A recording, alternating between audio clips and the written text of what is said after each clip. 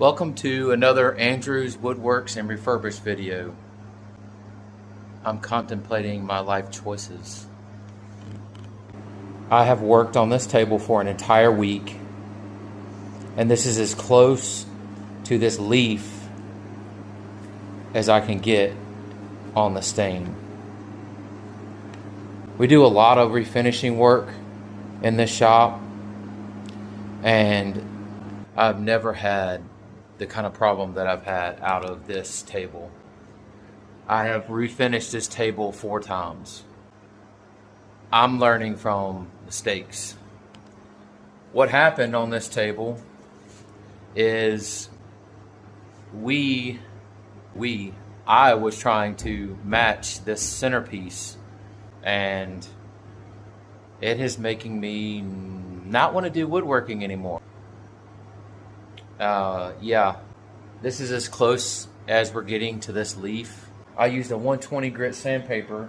You want it to be grainier so the pores of the wood actually absorb the stain.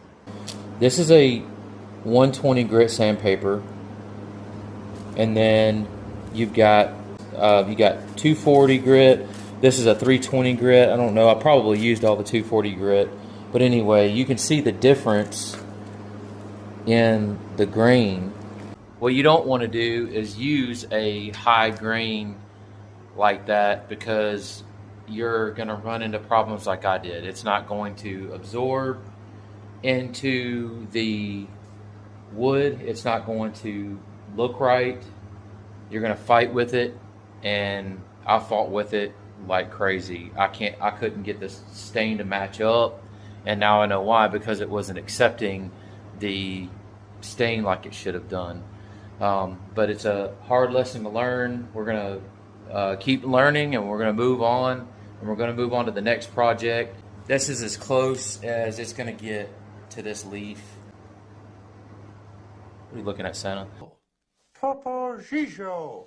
But this is going to have to be the best it gets, and sometimes a little bit of trial and error. I know in one of the coats that I did, it started cracking, and I don't know why it was doing that. I don't know if it was temperatures, because in Georgia we have temperatures up and down.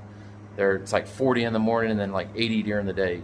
Use something around a 120 to a 180 so it accepts the stain, and then put your polyurethane on there, and then take it and sand it down to what satin you want, or you put a high gloss on there.